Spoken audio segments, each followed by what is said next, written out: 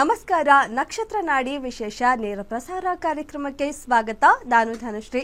ಜ್ಯೋತಿಷ್ಯ ಶಾಸ್ತ್ರ, ವಾಸ್ತುಶಾಸ್ತ್ರ, ಭೂತಕಾಲ, ವರ್ತಮಾನ, ಭವಿಷ್ಯತ್ ಕಾಲ ಇದೆಲ್ಲದರ ಬಗ್ಗೆ ನಿಖರವಾದ ಮಾಹಿತಿಯನ್ನು ನೀಡುವ ಪಂಡಿತ್ ದಿನೇಶ್ ಗುರುಜಿ ಅವರು ಇವತ್ತು ಕಾರ್ಯಕ್ರಮದಲ್ಲಿ ನಮ್ಮ ಜೊತೆ ಇದ್ದಾರೆ. ಅವರನ್ನ ಕಾರ್ಯಕ್ರಮಕ್ಕೆ ಸ್ವಾಗತ ಮಾಡೋಣ. ಗುರುಜಿ ನಮಸ್ತೆ, ಕಾರ್ಯಕ್ರಮಕ್ಕೆ ಸ್ವಾಗತ. ಓಂ ಶ್ರೀ ಗುರುಭ್ಯೋ ನಮಃ. ಹರಿ ಓಂ. ಓಂ ಗ್ರಾಂ ಗ್ರೀಂ ಗ್ರೌಂ ಸಹ ಗುರುವೇ ನಮಃ. ಓಂ ನಮೋ ಭಗವತೆ ವಾಸುದೇವಾಯ. ಓಂ ನಮೋ ನಾರಾಯಣಾಯ. ನಮಸ್ಕಾರ. ಕೆಲವೇ ದಿನಗಳಲ್ಲಿ ಅಕ್ಟೋಬರ್ 26ನೇ ತಾರೀಕು ಫ್ರೀ ಕ್ಲಾಸ್ ಇದೆ. ಜ್ಯೋತಿಷವನ್ನ ಯಾಕೆ ಕಲಿಬೇಕು, ಇದರಿಂದ ನಮಗೆ ಏನು ಉಪಯೋಗ ಆಗತ್ತೆ ಅನ್ನೆಲ್ಲ ನಿಮ್ಮ ಪ್ರಶ್ನೆಗಳಿಗೆ ಅವತ್ತಿನ ಕ್ಲಾಸಸ್ ಅಲ್ಲಿ ಆನ್ಸರ್ ಸಿಗುತ್ತೆ. ಅದು ಕೂಡ ಫ್ರೀ ಕ್ಲಾಸಸ್. ಸ್ವತಃ ಗುರುಜಿ ಅವರೇ ಆ ಕ್ಲಾಸಸ್ ಅನ್ನ ತಗೊಳ್ತಾರೆ, ನಿಮ್ಮೆಲ್ಲ ಪ್ರಶ್ನೆಗೆ ಉತ್ತರವನ್ನ ಕೊಡ್ತಾರೆ. ಡಿಸೆಂಬರ್ 1ನೇ ತಾರೀಕಿಂದ 110ನೇ ಬ್ಯಾಚ್ ಶುರು ಆಗ್ತಾ ಇದೆ. ಈಗ ಆಲ್ರೆಡಿ 65,000 ವಿದ್ಯಾರ್ಥಿಗಳು ಕಲ್ತಿದ್ದಾರೆ. ಸೊ ನೀವು ಮನೇಲೆ ಕೂತು ನಿಮ್ಮ ಕುಟುಂಬ ಸಮೇತದಲ್ಲಿ ಕೇವಲ 7,000 ರೂಪಾಯಿಗೆ ಜ್ಯೋತಿಷ್ಯ ಶಾಸ್ತ್ರವನ್ನ ಕಲಿಬಹುದು 15 ದಿನದಲ್ಲಿ. ಸೊ ಕಾಲಾವಕಾಶ ತುಂಬಾ ಕಡಿಮೆ ಇದೆ. ನಮ್ಮ ಸ್ಕ್ರೀನ್ ಮೇಲೆ ಕಾಣ್ತಿರೋ ನಂಬರ್ಗೆ ಕಾಂಟ್ಯಾಕ್ಟ್ ಮಾಡಿ ನೀವು ಕ್ಲಾಸಸ್ಗೆ ಜಾಯಿನ್ ಆಗ್ಬೋದು. ಆ್ಯಂಡ್ ಅಕ್ಟೋಬರ್ 26ನೇ ತಾರೀಕು ಫ್ರೀ ಕ್ಲಾಸಸ್ ಇದೆ. ಗುರುಜಿನ ಇವತ್ತಿನ ಕಾರ್ಯಕ್ರಮದಲ್ಲಿ ಪೂಜಾ ಫಲ ಸಿದ್ಧಿ ಪಡೆಯೋದು ಹೇಗೆ ಅನ್ನೋದ್ರ ಬಗ್ಗೆ ಮಾಹಿತಿಯನ್ನ ನೀಡ್ತಾ ಹೋಗೋದಾದ್ರೆ, ಸೊ ಸಾಕಷ್ಟು ಪೂಜೆಗಳು ಮಾಡಿಸಿದ್ರು ಕೂಡ ಕೆಲವೊಂದ್ಸರಿ ಅದರಿಂದ ಏನು ಫಲ ಸಿಗಲ್ಲ. ಹಾಗಾಗಿ ಯಾವ ಪೂಜೆ ಮಾಡಿದ್ರೆ ಯಾವ ರೀತಿ ಫಲ ಸಿಗುತ್ತೆ ಅದ್ರ ಬಗ್ಗೆ ವಿವರ ಕೊಡೋದಾದ್ರೆ, ನಮ್ಮ ಶಾಸ್ತ್ರದಲ್ಲಿ ಕಮ್ಮಿ ಅಂದ್ರೆ ಒಂದು 800ರಿಂದ 1000 ಪೂಜೆಗಳಿದಾವೆ. 800ರಿಂದ 1000. ಅದರಲ್ಲಿ ಯಾವುದು ಉತ್ತಮ, ಯಾವುದು ಕನಿಷ್ಠ, ಯಾವುದು ಮಧ್ಯಮ ಅನ್ನೋದು ಯಾವುದೂ ಇಲ್ಲ. ಮೊದಲೆಲ್ಲರೂ ಅರ್ಥ ಮಾಡ್ಕೊಳ್ಬೇಕಾಗಿರ್ತಕ್ಕಂಥದ್ದು, ಮನುಷ್ಯ ಹುಟ್ಟದಾಗ್ಲಿಂದನೂ ಕೂಡ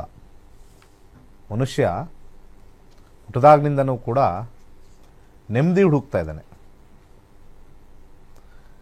ನೆಮ್ಮದಿ ಹುಡುಕ್ದಾಗ ಯಾವುದ್ರಲ್ಲಿ ಹುಡುಕಿದ್ದಾನೆ?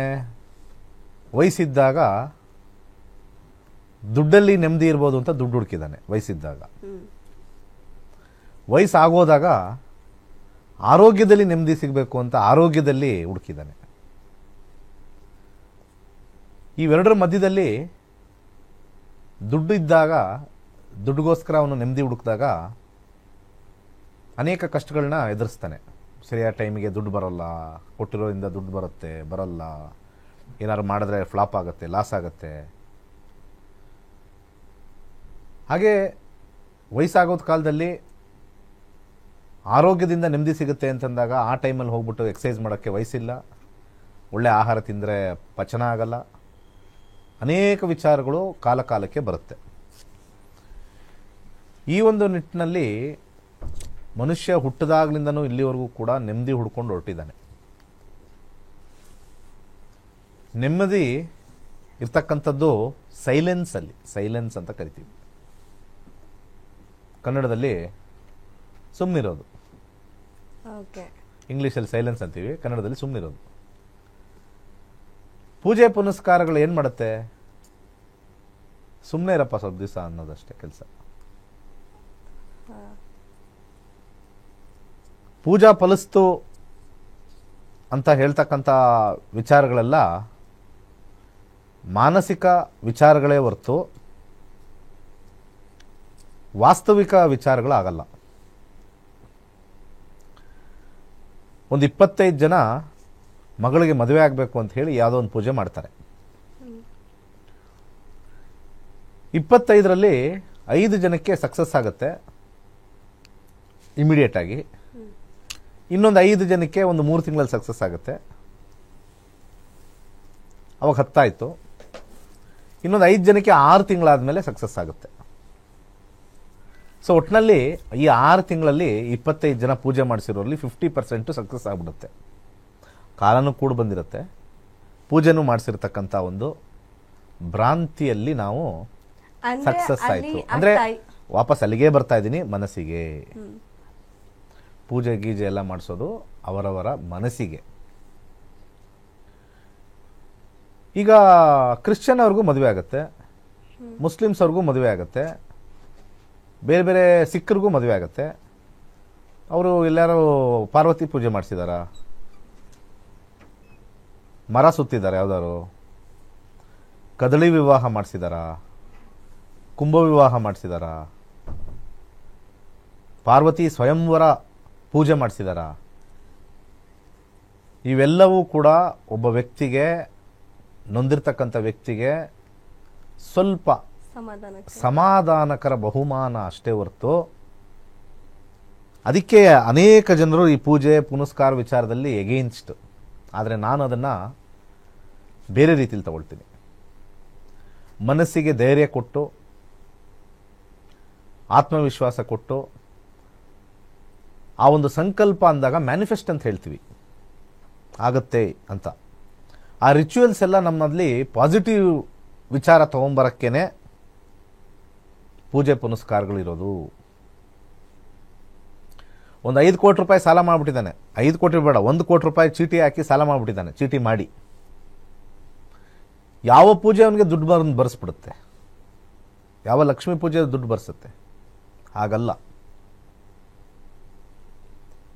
ಹಣ ಮಾಡಲಿಕ್ಕೆ ಯಾವುದರ ಅವಶ್ಯಕತೆ ಇದೆ ಅಂತಂದರೆ ಬುದ್ಧಿವಂತಿಕೆಯ ಅವಶ್ಯಕತೆ ಇದೆ. ಹಣ ಮಾಡಲಿಕ್ಕೆ ಬುದ್ಧಿವಂತಿಕೆಯ ಅವಶ್ಯಕತೆ ಇದೆ. ಆ ಬುದ್ಧಿ ಸಾತ್ವಿಕವಾಗಿ, ಸ್ವಲ್ಪ ಮಟ್ಟಿಗೆ ರಾಜಸಿಕವಾಗಿ, ತಾಮಸಿಕವಾಗಿ ಇಲ್ಲದೆ ಬುದ್ಧಿ ಪ್ರಚೋದನೆ ಕೊಟ್ಟು ಸರಿಯಾಗಿರ್ತಕ್ಕಂಥ ಹಾದಿಲಿ ಬಂಡವಾಳಗಳನ್ನ ಹಾಕ್ಕೊಂಡು ಹುಷಾರಾಗಿ ನಡೀತಕ್ಕಂಥ ವಿಚಾರವನ್ನು ಪೂಜೆ ಪುನಸ್ಕಾರಗಳು ಸಹಾಯ ಮಾಡುತ್ತೆ. ಪ್ರತಿನಿತ್ಯ ನಾವು ಮಂತ್ರಗಳು ಹೇಳ್ತಾ ಇದ್ದಷ್ಟು ಕೂಡ ನಮ್ಮ ಭಾವನೆಗಳು ಸ್ವಲ್ಪ ಆರಾಮಾಗಿರೋಣ ಅನ್ನೋ ಒಂದು ಮನಸ್ಥಿತಿಗೆ ತಲುಪ್ತಕ್ಕಂಥ ಒಂದು ವಿಚಾರದಲ್ಲಿ ದುಡ್ಡು ಚೆನ್ನಾಗಿ ಗಳಿಸೋಣ, ಅದರಲ್ಲಿ ನಮಗೆ ಕಂಜೂಸ್ ಆಗಿರ್ತಕ್ಕಂಥದ್ದು ಅಥವಾ ಬಯಕೆ ಹೆಚ್ಚಾಗ್ತಕ್ಕಂಥದ್ದು ಕಮ್ಮಿ ಮಾಡೋದೇ ಪೂಜೆಗಳು. ಇದು ಆಂತರಿಕವಾಗಿರ್ತಕ್ಕಂಥ ವಿಚಾರ ನಮ್ಮ ಶಾಸ್ತ್ರದಲ್ಲಿ ಬರೆದಿರೋದು. ಪೂಜೆ ಮಾಡೋದ್ರಿಂದ ನಿಮಗೆ 1 ಕೋಟಿ ಇರೋದು ಆಸ್ತಿ, ಕಳ್ಕೊಂಡಿರೋ ಆಸ್ತಿ ವಾಪಸ್ ಬರಲ್ಲ. ಚೀಟಿ ಗೀಟಿ ಮಾಡಿ ನಮಗೇನೋ ಮಾಟ ಮಂತ್ರ ಮಾಡಿಸ್ಬಿಟ್ಟಿದ್ದಾರೆ, ಅದಾಗಿದೆ ಇದಾಗಿದೆ ಅಂತ ಹೇಳಿ ಪೂಜೆ ಮಾಡಿಸಿದ ತಕ್ಷಣ ಅದು ಹೋಗ್ಬಿಡುತ್ತೆ ಅಂತ ಹೇಳಿ ಮಾಡಿಸ್ತಕ್ಕಂಥವ್ರು 90% ಶೇಕಡ ಪೂಜೆ ಮಾಡಿಸೋದೇ ಎಲ್ಲ ಕಳ್ಕೊಂಡಾಗ. ಕಳ್ಕೊಂಡಿದ್ದೀವಿ ಒಂದು 10 ಲಕ್ಷ, ಇನ್ನೊಂದು 1 ಲಕ್ಷ ಪೂಜೆ ಕಳ್ಕೊಂಡ್ರೇನು ಅಂದರೆ ಕಳ್ಕೊಂಡಿರೋರ ಹತ್ರ ನಾವು ದುಡ್ಡು ಮಾಡೋ ಕೆಲಸ ನಮ್ಮದು. ನಾವೇನು ಮಾಡ್ತೀವಿ, ಕಳ್ಕೊಂಡಿರೋರ ಹತ್ರ ದುಡ್ಡು ಮಾಡೋ ಕೆಲಸ ನಮ್ಮದು. ನಮ್ದು ಯಾವಾಗಲೂ ಅಷ್ಟೇ, ನಾವೆಲ್ಲ ಹಂಗೆ. ನಮ್ಮ ಸಮೂಹ ನಮ್ಮದೆಲ್ಲ ಸ್ವಲ್ಪ ಯಾರ್ಯಾರಿಗೆ ಕಳ್ಕೊಂಡಿದ್ದೀರ ನೀವು ಜೀವನದಲ್ಲಿ, ದುಡ್ಡು ಹಾಕಿ ಮತ್ತೆ ವಾಪಸ್ ಬರ್ಸಿದೆ. ಒಂಥರ ಸ್ಕೀಮ್ ಇದು. ಕರ್ಮಫಲ ಎಲ್ಲೋಯ್ತು ಮತ್ತೆ? ಅವರ ಜಾತಕದಲ್ಲಿ ಕರ್ಮದಲ್ಲಿ ಬರೋದಿಲ್ಲ ಅಂತಂದರೆ ವಿಜಯ್ ಮಲ್ಯಕ್ಕೆ ಬರಬೇಕಾಗಿತ್ತು, ಪೂಜೆ ಮಾಡಿಸಿಂಗಿದ್ರೆ ಬರಲಿಲ್ಲ. ಅನಿಲ್ ಅಂಬಾನಿ CBI CID ಎಲ್ಲ ಕಾಲ್ ಮಾಡಿ ಅವರ ಆಡಿಟರ್ನ ಅರೆಸ್ಟ್ ಮಾಡಿ ಇವಾಗ ಅವ್ರಿಗೂ ಸ್ವಲ್ಪ ಸಮನ್ಸ್ ಕಳಿಸಿದ್ದಾರೆ. ಸೊ ಅವ್ರಿಗೂ ಪೂಜೆ ಮಾಡಿಸಿ ಚೇಂಜ್ ಮಾಡಿಸ್ಬಿಡ್ಲಿ. ಸೊ ಪೂಜೆ ಮಾಡಿಸಿ ಏನು ಮಾಡ್ತೀವಿ ನಾವು, ನಮಗೊಂದು ಸ್ವಲ್ಪ ಸಂಭಾವನೆ ಅಂತ ಹೇಳುತ್ತೆ ಬರುತ್ತೆ. ಅದನ್ನು ನಾವೇ ಯಾವ್ದಾದ್ರು ಒಂದು ಕೆಲಸ ಮಾಡಿ, ಯಾವ್ದಾದ್ರು ಬಿಸ್ನೆಸ್ ಮಾಡಿ ಪೂಜೆ ಮಾಡಿಕೊಂಡು ನಾವೇ ಯಾಕೆ ಬಿಸ್ನೆಸ್ ಮಾಡಬಾರ್ದು? ಈ ಬಿಸ್ನೆಸ್ ಯಾಕೆ ನಮಗೆ? ಜ್ಯೋತಿಷ್ಯದ ಬಿಸ್ನೆಸ್ ಯಾಕೆ? ನಾನೇ ಯಾವ್ದಾದ್ರು ಒಂದು ಎಂಥದೋ ಯಾಗ ಎಲ್ಲ ಮಾಡಿಸಿ ಒಂದು ಬಿಸ್ನೆಸ್ ಹಾಕಿ ಒಂದು ಲಕ್ಷ ಹಾಕಿ ಅದು 1 ಕೋಟಿಗೆ ಹೋಗಬೇಕು ಅಂತೆಲ್ಲ ಪೂಜೆ ಮಾಡಿಸಿ ಇದೆಲ್ಲ ಬಿಟ್ಟರೆ ಅಲ್ಲಿ ನಮ್ಗೆ 1 ಕೋಟಿ ಸಿಗುತ್ತೆ ಅಂತ ಇದನ್ನು ಯಾಕೆ ಮಾಡೋದು? ಏನೋ ಒಂದು ಸ್ವಲ್ಪ ಕಾಸು ಸಿಗುತ್ತೆ ಅಂತ ಯಾಕೆ ಮಾಡಬೇಕು? ಹಾಗಿದ್ರೆ ಮಾಡಿಸೋರು ಫಸ್ಟು ಯೋಚನೆ ಮಾಡಬೇಕು. ಕರ್ಮ ಸಿದ್ಧಾಂತವನ್ನು ಮನುಷ್ಯರಿಗೆ ಸರಿಯಾಗಿ ಬೋಧನೆ ಮಾಡಿ ಪೂಜೆಯ ವಿಶೇಷತೆಯನ್ನು ಮನಸ್ಸನ್ನು ಕೇಂದ್ರೀಕೃತ ಮಾಡಿ, ಮನಸ್ಸನ್ನು ಏಕಾಗ್ರತೆಗೆ ಮಾಡಿ, ಹಿಗ್ಗದೆಲೆ ಕುಗ್ಗದೆಲೆ ಮಾಡಿಸ್ತಕ್ಕಂಥದ್ದೇ ಪೂಜಾ. ಇದನ್ನು ಮೈಂಡಲ್ಲಿ ಇಟ್ಕೊಳ್ಳಿ. ಪೂ ಮತ್ತು ಜಾ ಅಂತ 2 ವರ್ಡ್ ಇದೆ. ಪೂ ಅಂದರೆ ಮನಸ್ಸಲ್ಲಿರ್ತಕ್ಕಂಥ ಒಂದು ನೆಗೆಟಿವಿಟಿ, ಜಾ ಅಂದರೆ ಓಡಿಸೋದು. ಇಷ್ಟೇ. ಓಕೆ. ಫಾರ್ ಎಕ್ಸಾಂಪಲ್ ನೀವು ಯಾರನ್ನು ಲವ್ ಮಾಡಿದ್ದೀರಾ, ಆ ಲವ್ ಮಾಡಿರೋ ನಿಮ್ಮ ಕೈ ಕೊಟ್ಟಿದ್ದಾರೆ ಅಂತ ಅನ್ಕೊಳ್ಳೋಣ. ಓಕೆ. ವೆರಿ ಸಿಂಪಲ್, ಅವ್ರನ್ನ ಮರೆಯೋಕ್ಕೆ ನಿಮಗೆ 25 ಲಕ್ಷ ಸತಿ ಒಂದು ಮಂತ್ರ ಕೊಡ್ತೀನಿ, ಅದನ್ನ ಹೇಳ್ಕೊಂಡ್ರೆ ಸಾಕು ನಿಮಗೆ ನೋವು ಕಮ್ಮಿ ಆಗುತ್ತೆ ಅಂತ. ಯಾಕೆ ಅಂದರೆ the mind is diverted on some other wordings. ನಿಮಗೆ ಯಾರನ್ನಾರು ಇಷ್ಟಪಟ್ಟು ಅವನೇನಾದ್ರು ಪ್ರಾಬ್ಲಮ್ ಆದಾಗ ಏನೋ ಅವನ ಹೆಸರು ಯಾವುದಾದ್ರು ಬರ್ತಲ್ಲ, ಏನು ಲವರ್ಸ್ ಎಲ್ಲ ಹೆಸರೇನೋ ಹೇಮಂತು ನಾನು ಬಿಟ್ಟು ಹೋಗಬೇಡ ಯಾವುದೋ ಬರ್ತಾ ಇತ್ತು, ಯಾವುದೋ ಇದ್ರಲ್ಲಿ ನೋಡಿದಾಗ ಟ್ರೆಂಡಿಂಗ್ ಅಲ್ಲ ರೀಲ್ಸ್ ಅಲ್ಲೇ. ಹೌದು, ಕರೆಕ್ಟು. ನಾಗೇಶ ಅಂತ ತುಂಬಾ ಇರ್ತವೆ. ಆ ಥರ ಹೆಸರು ಅವ್ರದೇ ಅದ್ರ ಜಪ ಮಾಡೋ ಬದಲು ನಾನೊಂದು ಮಂತ್ರ ಕೊಡ್ತೀನಿ, ಓಂ ರೀಂ ಶ್ರೀಂ ಗಂ ಗಣಪತೇನೆ ವರವರದ ಸರ್ವಜನಮೇ ವಶಮಾನಾಯ ಸ್ವಾಹ. ಇದನ್ನ ನೀನು ನಿತ್ಯ 48 ದಿವಸ ಬಿಡ್ದಂಗೆ ಬೆಳಗಿಂದ ಸಾಯಂಕಾಲ ಹೇಳು, ಪರಿಹಾರ ಆಗುತ್ತೆ ಅಂತ ಹೇಳಿದಾಗ ಆ 48 ದಿವಸ ಹೇಳೋ ಅಷ್ಟಕ್ಕೆ ಅವ್ನು ಮರ್ತೋಗ್ಬಿಟ್ಟಿರ್ತಾನೆ. You are feeding the mind and overlapping the mind with other phonetic words. That is puja. ಪೂಜೆ ಮಾಡಿದಾಗ ನನ್ನ ನೋವುಗಳೆಲ್ಲ ಏನು ಜ್ಞಾಪನ ಬರ್ತಾ ಇದೆಲ್ಲ ಬರಬಾರ್ದಪ್ಪ, ಈಗ ಚೆನ್ನಾಗಿ ಆಗುತ್ತೆ ಅಂತ ಒಂದು ಪಾಸಿಟಿವ್ ನೋಟಲ್ಲಿ ಹೋಗ್ಬೇಕು.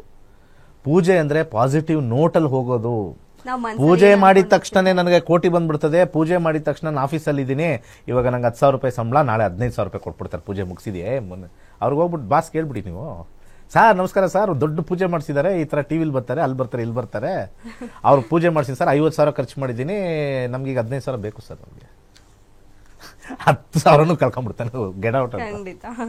ಆ ರೀತಿ ಅಲ್ಲ, ಮನಸ್ಸನ್ನ ಏಕಾಗ್ರತೆ. ಹಾಗೆ ಪೂಜೆಗಳಲ್ಲಿ ಬಹಳ ವಿಶೇಷ ಬೇರೆ ಇದೆ. 90% ಕಲಿಯುಗದಲ್ಲಿರ್ತಕ್ಕಂಥ ಪೂಜೆಗಳು, ಆ ಪೂಜೆ ಮಾಡಿಸೋರು ಒಂದು ಅಕ್ಷರನೂ ಹೇಳಲ್ಲ. ಲಾಸ್ಟಲ್ಲಿ ಏನೋ ಒಂದು ಸಂಕಲ್ಪ ಮಾಡಿಸೋ ಟೈಮಲ್ಲಿ ಮಮ ಅಂತ ಹೇಳ್ಬಿಡ್ತಾರೆ ಅಷ್ಟೇ. ಶಾಸ್ತ್ರದಲ್ಲಿ ಏನು ಬರೆದಿದೆ ಅಂದರೆ 1/10 of the mantra has to be said by the person who is sitting. 1/10 ಮಾಡಿಸ್ತಕ್ಕಂಥ ವ್ಯಕ್ತಿ 100 ಹೇಳಿದ್ರೆ ಇವ್ನು 10 ಮಂತ್ರ ಹೇಳ್ಬೇಕಾದ್ರು, ಅವ್ನು ಹೇಳೋದನ್ನ 10 ಟೈಮ್ಸ್. 1000 ಏನಾದ್ರು ನಾವು ಮಹಾಮೃತ್ಯುಂಜಯ ಜಪ ನಾವು 10,000 ಮಾಡಿಸ್ತೀವಿ, 1,00,000 ಮಾಡಿಸ್ತೀವಿ ಅಂದರೆ 1/10 should be said by the ಕರ್ತೃ. ಪೂಜೆ ಮಾಡಿಸೋರು. ಎಸ್, ಕರ್ತೃ ಅಂದ್ರೆ ಅವ್ರೆ. ಹೌದೌದು, ಯಾರು ಪೂಜೆ ಸುಮ್ಮನೆ ದುಡ್ಡು ಕೊಟ್ಬಿಟ್ಟು ನೀವು ಹೇಳ್ಕೊಳ್ಳಿ ಅಂತಂದ್ರೆ ಅದೊಂಥರ ವಿಚಿತ್ರ ಆಗೋಯ್ತದು. ಅದು ಫಲಿಸೋದೇ ಇಲ್ಲ, 99 ಅಲ್ಲ, 100% ಫಲಿಸಲ್ಲ. ಸತ್ಯನಾರಾಯಣ ಪೂಜೆ ಮಾಡಿಸ್ತಾರೆ ತುಂಬಾ ಜನ, 3/4 ಜನ ನೋಡಿದೀನಿ ಸತ್ಯನಾರಾಯಣ ಪೂಜೆ ಮಾಡ್ಬೇಕಾರೆ. ಅವ್ರು ಯಾರೋ ಇಲ್ಲಿ ಪೂಜೆ ನಡೀತಾ ಇರ್ತಾವ, ಏನೋ ಹೇಳ್ತಾ ಇರ್ತಾರೆ, ಅಲ್ಲಿ ಅವನ ಬರ್ತಾ ಇದ್ರೆ ನಮ್ಮ ಕರಿ, ಅವ್ನಿಗೆ ಡೈರೆಕ್ಷನ್ ಹೇಳು, ಲೆಫ್ಟ್ ಹೇಳು, ರೈಟ್ ಹೇಳು. ದೊಡ್ಡವ್ರು ಬಂದ್ರ ಎದ್ದೋಗ್ಬಿಡೋದು. ಇಲ್ಲಿ ದೊಡ್ಡವ್ರು ಕೂತವ್ರು, ಇಲ್ಲಿ ಶ್ರೀಮನ್ ನಾರಾಯಣ ಎಲ್ಲರಿಗಿಂತ ದೊಡ್ಡವ್ನು ಕೂತವ್ರೆ. ಅವ್ರನ್ನ ಬಿಟ್ಬಿಟ್ಟು ಯಾರೋ ಮಿನಿಸ್ಟರ್ ಕರೆದಿದ್ದೀವಿ ನಾವು, ಈ ಏರಿಯಾ ಕಾರ್ಪೊರೇಟರ್ ಕರೆದಿದ್ದೀವಿ, ಈ ಏರಿಯಾ MLA ಕರೆದಿದ್ದೀವಿ. ಅಣ್ಣ ಅವ್ರು ಬರ್ತಾವ್ರಣ್ಣ, ತಡ್ರಿ ಪೂಜೆ ಮಾಡಿ ನಾನು ಬರ್ತೀನಿ. ಆ ದೇವ್ರಿಗೆ ಹೆಂಗಾಗ್ಬೇಡ. ಇದು ಪೂಜಾ ಫಲನ ನಿಮ್ದೆಲ್ಲ? ಇದೆಲ್ಲ ಪೂಜಾ ಫಲ. ಯಾವನ್ ಬರ್ಲಿ ಬಿಡ್ಲಿ, ನೀನ್ ಇಂಪಾರ್ಟೆಂಟ್ ದೇವ್ರೆ ಅಂತ ಕೂತ್ಕೊಂಡ್ರೆ ಮನಸ್ಸಿನ ಏಕಾಗ್ರತೆ ಸ್ಟಾರ್ಟ್ ಆಯ್ತು ಅಂತ ಅರ್ಥ. ದೇವ್ರೇನು ಎದ್ದು ಬಂದು ನಿಮಗೇನೋ ಹೂನಾರ ಹಾಕಲ್ಲ. ಮನಸ್ಸಿನ ಏಕಾಗ್ರತೆ, ಯಾವ್ದು ಇಂಪಾರ್ಟೆಂಟು, ಯಾವ್ದು ರೆಸ್ಪೆಕ್ಟು, ಕಾನ್ಸಂಟ್ರೇಷನ್ನು, ಎಲ್ಲಿ ನಮಗೆ ಅಚೀವ್ ಮಾಡ್ಬೋದು ಅಂತ. ನಿಜವಾಗ್ಲೂ ಆಂತರಿಕವಾಗಿರ್ತಕ್ಕಂಥ ವಿಚಾರಗಳು ಎಷ್ಟೊಂದು ಜನ ಹೇಳಲ್ಲ. ಅದನ್ನ ಹೇಳ್ಬಿಟ್ಟು ಇದನ್ನು ಕ್ಲೋಸ್ ಮಾಡ್ತೀನಿ. ಇವತ್ತು ಅನೇಕರು ಸಾಧನೆ ಮಾಡಿದಾರಲ್ಲ, ದೊಡ್ಡ ದೊಡ್ಡ ಸಾಧನೆ ಮಾಡಿದ್ದಾರೆ, ಮ್ಯಾಥಮೆಟಿಷಿಯನ್ ಆಗಿದ್ದಾರೆ. ಅವರೆಲ್ಲ ಧ್ಯಾನ ಮಾಡಿದ್ದಾರೆ, ಪ್ರಾಣಾಯಾಮ ಮಾಡಿದ್ದಾರೆ, ಯಾವುದಾದ್ರು ಒಂದು ಏಕಾಗ್ರತೆಗೆ ಮಂತ್ರ ಹೇಳಿದ್ದಾರೆ. ಯಾಕೆ ಅಂತಂದ್ರೆ ಮಾಡ್ತಕ್ಕಂಥ ಕೆಲಸದಲ್ಲಿ ಆ ಮಂತ್ರಗಳು ಕಾನ್ಸಂಟ್ರೇಷನ್ ಕೊಡುತ್ತೆ.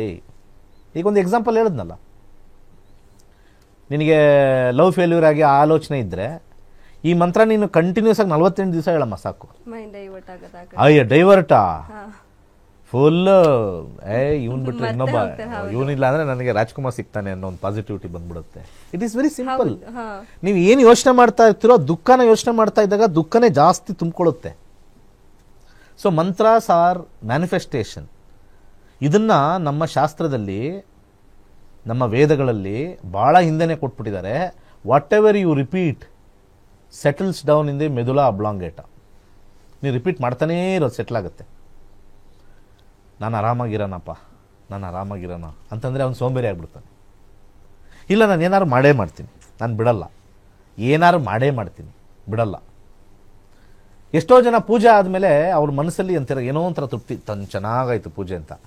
ಅದಕ್ಕೆ ಪಾಸಿಟಿವ್ ಆಗಿ ಹೋಗಿ ವರ್ಕ್ ಮಾಡಿಬಿಟ್ರೆ ಇನ್ನೂ ಚೆನ್ನಾಗಾಗುತ್ತೆ. ಪೂಜೆ ಆಗಿದ ತಕ್ಷಣ ಕಾಯ್ತಾ ಕೂತ್ಕೊಳ್ಳೋದು, ಯಾರಾದರೂ ಬಂದ್ರಾ, ಪೂಜೆ ಆಯ್ತಲ್ಲ, ಯಾರಾದ್ರು ದುಡ್ಡು ತಂದು ಕೊಟ್ರಾ, ಯಾರು ಹುಡುಗರು ಬಂದ್ರಾ, ಹುಡುಗಿರು ಪೂಜೆದೇ ಕಂಪ್ಯಾರಿಸನ್ನು. ಒಂದು ವಾರ ಆಯಿತು ಪೂಜೆ ಮಾಡಿ, ಒಂದು ಹುಡುಗನೂ ಬಂದಿಲ್ಲ. ಇಂಥ ದರಿದ್ರ ಆಲೋಚನೆಗೆ ನಾಯಿನೂ ಬರಲ್ಲ ನಿಮ್ಮ ಮನೆಗೆ, ಬರೆದಿಟ್ಕೊಳ್ಳಿ. ಹುಡುಗ ಅಲ್ಲ, ಹುಡುಗಿ ಅಲ್ಲ, ನಾಯಿನೂ ಬರಲ್ಲ. ಯಾಕೆಂದರೆ ನೀವು ಮಾಡಿರೋದು ನಿಮ್ಮ ಮನಸ್ಸಿಗೆ, ಅರ್ಥ ಆಯ್ತಾ? ನಾಯಿನೂ ಬರಲ್ಲ. ಎಕ್ಸ್ಪರ್ಟ್ ತುಂಬ ಜನ ಕೇಳಿದ್ದೀನಿ, ಆಯಿತು ಈ ಪೂಜೆ ಮಾಡಿಸಿದ್ರೆ ಎಷ್ಟು ದಿವಸದ ಒಳಗಡೆ ಹುಡುಗ ಬರ್ತಾನೆ? ಏನಲ್ಲಿ ಪಾಕಶಾಲೆಯಲ್ಲಿ ಆ ಹುಡುಗ ತಯಾರಾಗ್ತಾ ಇದ್ದಾನೆ, ಒಂದು ಸ್ವಲ್ಪ ಶುಗರ್ ಕೋಟಿಂಗ್ ಮಾಡ್ತಾ ಇದೀವಿ ಅವನಿಗೆ, ಪಾಕಶಾಲೆಯಲ್ಲಿ ತಯಾರಾಗ್ತದೆ ಎಲ್ಲ ಇದೆಲ್ಲ. ಎಂಥ ಹಿಂದೂ ಧರ್ಮದಲ್ಲಿ ನಾವೆಲ್ಲ ಹುಟ್ಟಿ ಎಂತೆಂಥ ಆಲೋಚನೆ ದರಿದ್ರವಾಗಿ ಮಾಡ್ತೀವಿ ಅಂತಂದರೆ, ಪೂಜೆ ಮಾಡೋದ್ರಿಂದ ನಮಗೆಲ್ಲ ಫಲ ಸಿಗಂಗಿದ್ದಿದ್ರೆ ಎಲ್ಲ ಕೆಲಸ ಬಿಟ್ಟು ಎಲ್ಲ ಪೂಜೆ ಮಾಡೋಣ ನಡ್ರಿ, ನಾನು ಹೇಳ್ಕೊಡ್ತೀನಿ. ಪೂಜೆ ಏನು ಗೊತ್ತಿಲ್ಲ ಅಂತಲ್ಲ, ನೋಡಿ ಇಲ್ಲಿ ಟಿವಿಲಿ ತೋರಿಸ್ತಾ ಇದ್ವಲ್ಲ, ಅದು ಪೂಜೆ ಮಾಡಿಸಿರೋದೆ. ಮನಸ್ಸಿನ ಏಕಾಗ್ರತೆಗೆ ಪೂಜೆ ಮಾಡ್ರಯ್ಯ ಅಂದರೆ, ಫಲ ಅಪೇಕ್ಷದಿಂದ ಪೂಜೆ ಮಾಡಿದ್ರೆ ಏನು ಬರ್ತದೆ? ಅರ್ಥ ಆಯ್ತಾ? ಕಂಪ್ನಿಗಳಲ್ಲಿ ಒಂದು ಲಾಸ್ಟ್ ಹೇಳ್ಬಿಟ್ಟು ಬ್ರೇಕ್ ಹೋಗೋಣ. ಕಂಪ್ನಿಗಳಲ್ಲಿ ಪರ್ಸನಾಲಿಟಿ ಟ್ರೈನಿಂಗ್ ಅಂತ ಮಾಡ್ತಾರೆ, ಟೀಮ್ ಆಕ್ಟಿವಿಟಿ ಎಲ್ಲ ಮಾಡ್ತಾರೆ ಕಂಪ್ನಿಗಳಲ್ಲಿ, ದೊಡ್ಡ ದೊಡ್ಡ ಕಂಪ್ನಿಲಿ.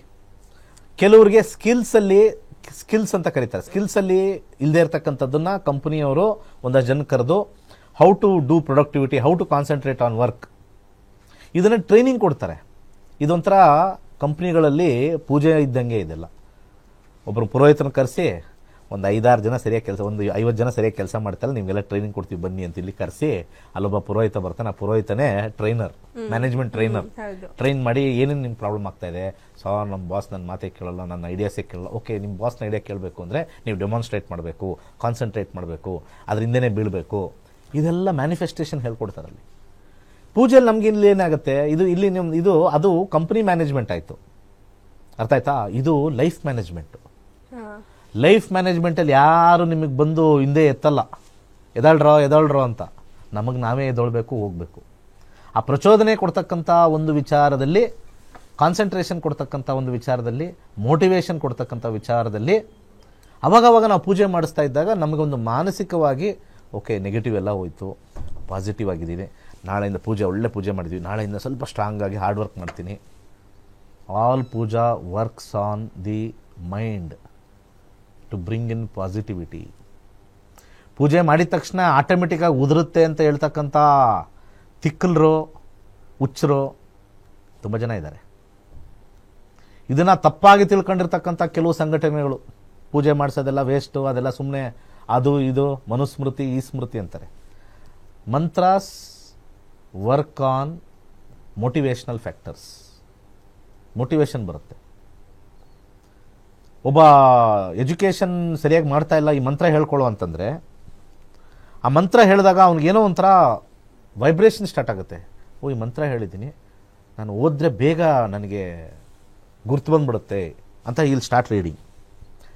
It is the promotional activity to do activity. ಇನ್ನೊಂದ್ಸತಿ ಹೇಳ್ತೀನಿ, it is a promotional activity to do activity.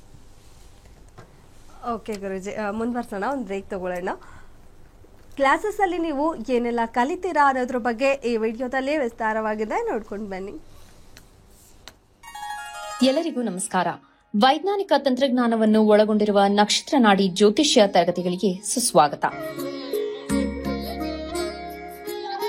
ಈ ತರಗತಿಗಳಲ್ಲಿ ಪಂಡಿತ್ ದಿನೇಶ್ ಗುರೂಜಿ ಅವರು ಕಲಿಸಿಕೊಡುವ ವಿಚಾರಗಳೆಂದರೆ, ನಮ್ಮ ಬ್ರಹ್ಮಾಂಡದ ಸೃಷ್ಟಿ, ವಿಷ್ಣುವಿನ ದಶಾವತಾರಗಳಲ್ಲಿ ವೈಜ್ಞಾನಿಕ ಆಧಾರ, 4 ಯುಗಗಳು, ಉತ್ತರ ಧ್ರುವದ ಪ್ರಾಮುಖ್ಯತೆ, ನಕ್ಷತ್ರಗಳು, ರಾಶಿಗಳು, ರಾಹು ಮತ್ತು ಕೇತು ಪುರಾಣ, ರಾಶಿ ಚಕ್ರದಲ್ಲಿ 27 ನಕ್ಷತ್ರಗಳ ಸ್ಥಾನ, ರಾಶಿ ಚಕ್ರದ ಡಿಗ್ರಿ ಲೆಕ್ಕಾಚಾರ, ನಕ್ಷತ್ರದ 108 ಪಾದಗಳು, ದಶಾ ಲೆಕ್ಕಾಚಾರ, ರಾಶಿ ಚಕ್ರದ ಗುಣಲಕ್ಷಣಗಳು, ಲಗ್ನದ ಪ್ರಾಮುಖ್ಯತೆ, ಲಗ್ನ ಲೆಕ್ಕಾಚಾರ, ದಿನಗಳಲ್ಲಿ ಲಗ್ನವನ್ನು ಕಂಡುಹಿಡಿಯುವ ಸರಳ ಲೆಕ್ಕಾಚಾರ, ಲಗ್ನದಿಂದ ವಿವಿಧ ಮನೆಗಳಲ್ಲಿನ ಗ್ರಹಗಳು, ನಕ್ಷತ್ರ ನಾಡಿ ತತ್ವಗಳು, ಗ್ರಹಾಧಿಪತಿ, ನಕ್ಷತ್ರಾಧಿಪತಿ, ಉಪ ನಕ್ಷತ್ರಾಧಿಪತಿ ಲೆಕ್ಕಾಚಾರ.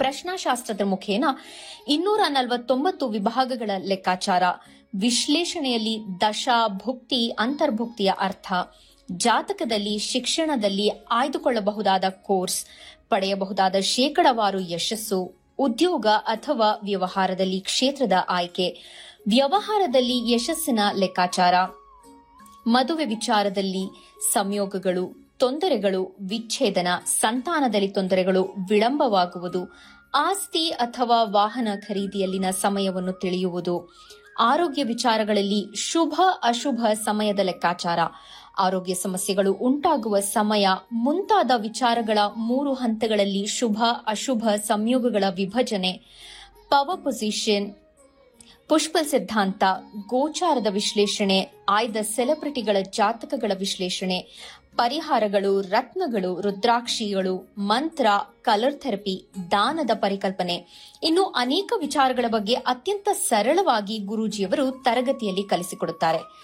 ಈ ತರಗತಿ ಜೊತೆಗೆ ಅತ್ಯಾಧುನಿಕ ತಂತ್ರಜ್ಞಾನದಿಂದ ಬಳಕೆಯಲ್ಲಿರುವ ಗೋಲ್ಡ್ ಟ್ರೀ ಆಸ್ಟ್ರೋ ಆಪ್ ಮೂಲಕ ಜಾತಕವನ್ನು ಪರಿಶೀಲಿಸುವ ಸುಲಭವಾದ ತಂತ್ರಗಳನ್ನು ಗುರೂಜಿಯವರು ತಿಳಿಸಿಕೊಡುತ್ತಾರೆ. ಜೀವನಕ್ಕೆ ಅತ್ಯಗತ್ಯವಾಗಿರುವ ವಿಚಾರಗಳನ್ನು ತಿಳಿಯಲು ಇಂದೇ ಈ ನಕ್ಷತ್ರ ನಾಡಿ ತರಗತಿಯನ್ನು ಸೇರಿ ನಿಮ್ಮ ಜೀವನದ ವಿಚಾರಗಳಿಗೆ ಮಾರ್ಗದರ್ಶಕವಾಗಿರುವ ಜ್ಯೋತಿಷ್ಯವನ್ನು ಅಳವಡಿಸಿಕೊಳ್ಳಿ. ಹೆಚ್ಚಿನ ಮಾಹಿತಿಗೆ ಇಂದೇ ನಮ್ಮ ನಕ್ಷತ್ರ ನಾಡಿಯನ್ನು ಸಂಪರ್ಕಿಸಿ. ಧನ್ಯವಾದ. ಕೈಲಾಶ್ ಯಂತ್ರವು ಪುರಾತನವಾದ, ಪ್ರಾಚೀನವಾದ, ಅತ್ಯಂತ ಶಕ್ತಿಶಾಲಿಯಾದ ಯಂತ್ರವಾಗಿದೆ.